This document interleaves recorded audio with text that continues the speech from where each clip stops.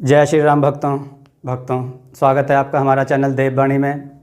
भक्तों, आपको हमारी कथाएं कैसी लगती हैं हमें कमेंट करके ज़रूर बताएं।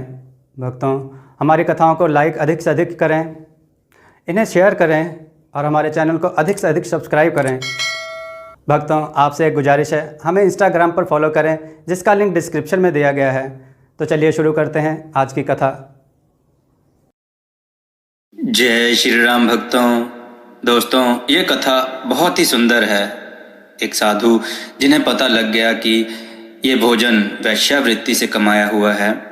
चलिए कथा की ओर चलते हैं। आज की कथा है वैश्या के धन का भोजन और एक साधु। आइए कथा श्रवण करें।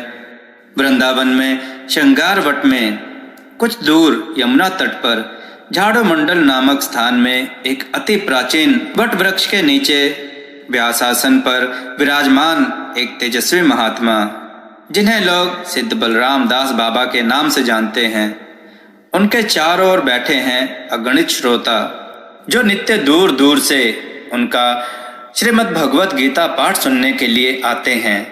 वे तन्मय हो कथा रस का आस्वादन कर रहे हैं। कथा अभी समाप्त नहीं हुई है। एकाएक बाबा ने पाठ बंद कर दिया। भागवत को कपड़े में लपेटकर डोर बांधते हुए और अश्रुपूर्ण नेत्रों से श्रोताओं की ओर देखते हुए कातर भाव से कहने लगे, श्री वृंदावन में यमुना तट पर व्यासासन पर बैठ पाठ करते करते मुझे एक स्त्री का गुहांग देख कामोद्रक हो गया। आप लोगों की धारणा है कि मैं एक सिद्ध बाबा जी हूँ, पर मैं अकपट सबके चरणों में निवेदन करता हूँ कि मैं आप लोगों को मुख दिखाने योग्य नहीं हूँ। मैं महापापी और पाखंडी हूँ। मेरा प्राण रखना ठीक नहीं। मैं इस पाप के प्रायश्चित स्वरूप अभी आपके सम्मुख यमुना में कूदकर प्राण त्याग दूंगा। बाबा को मरने के लिए प्रस्तुत होते देख वैष्णवों ने कहा, हमारी प्रार्थना है कि थोड़ा धैर्य धरें। हमारा विश्वास है कि आप निर्दोष हैं। आपके चित्त चांचल्य का निश्चय ही कोई विशेष कारण है, उसका हम अभी पता लगाते हैं।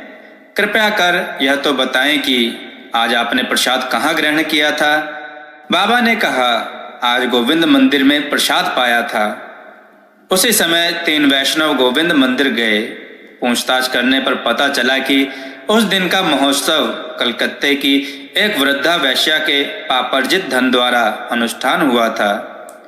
उन्होंने सिद्ध बाबा के निकट जाकर उन्हें यह बताते हुए कहा, अब इसमें कोई संदेह नहीं रहा कि आज के प्रसाद का दोष ही था आपके चित्त चांचल्य का कारण। उस समय से सिद्ध बाबा का महोत्सवों में प्रसाद पाना बंद हो गया। उस समय प्रभुपाद नीलमणि गोस्वामी ब्रज में रहते थे। एक दिन कलकत्ते के कई बाबू लोग कुछ स्त्रियों के साथ वृंदावन आए। उन्होंने गोस्वामी जी के ठाकुर मंदिर में महोत्सव का आयोजन किया। महोत्सव में वृंदावन के सभी महात्माओं को आमंत्रित किया गया। सिद्ध बाबा के तो महोत्सव में सम्मिलित होने का कोई प्रश्न ही नहीं था।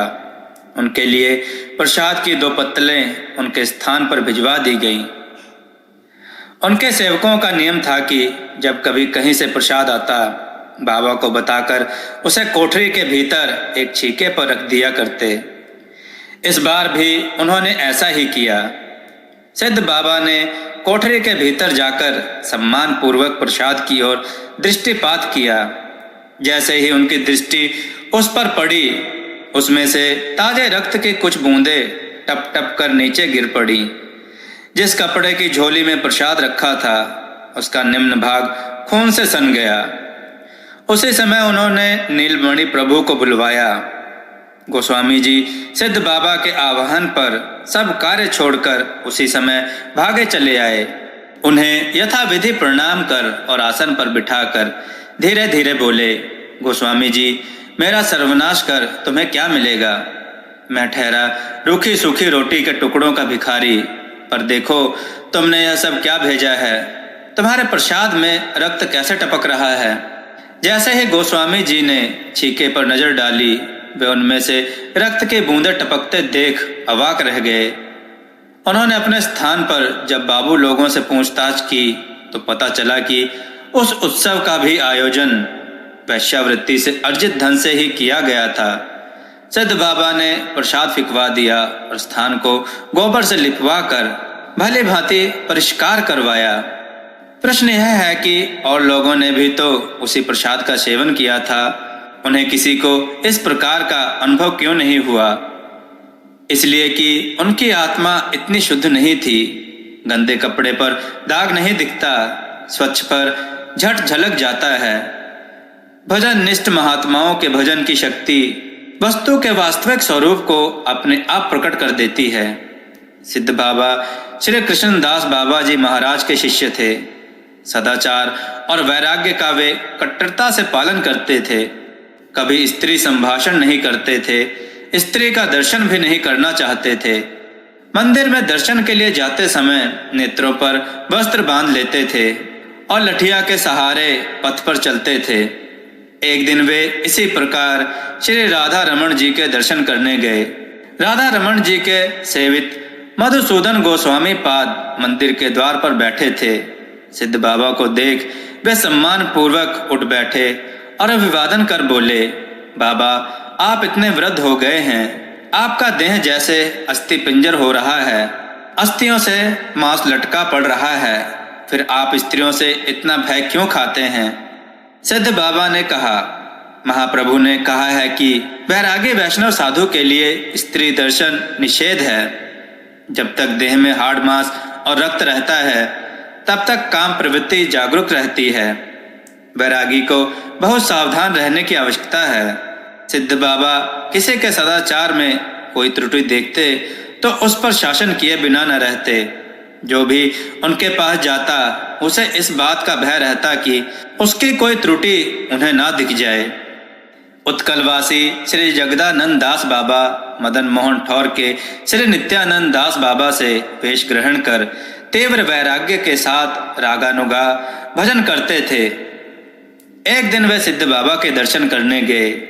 उन्हें देखकर बाबा बोले, वैरागी बन गए हो पर जाति अभिमान अभी भी नहीं गया है। सम्मानित होने के लिए ब्राह्मण पने का चिन्ह यज्ञोपवीत अब भी धारण किए हो। श्री जगदानंद जी अत्यंत लज्जित हुए। उन्होंने उसी समय यमुना में जनेऊ विसर्जन कर बाबा को दंडवत की। बाबा ने भी संतुष्ट हो उन्हें आशीर्वाद दिया। दोस्तों, इस देश में ऐसे ऐसे सिद्ध संत हुए हैं। दोस्तों, आपकी इस कथा के बारे में क्या राय है? अपने विचार और सुझाव कमेंट में जरूर दें। हमारी कथाओं को लाइक करें, हमारे चैनल को सब्सक्राइब करना ना भूलें। हमारी कथाओं को शेयर जरूर करें जिससे लोगों को अच्छा ज्ञान प्राप्त हो। जय श्री राम भक्तों।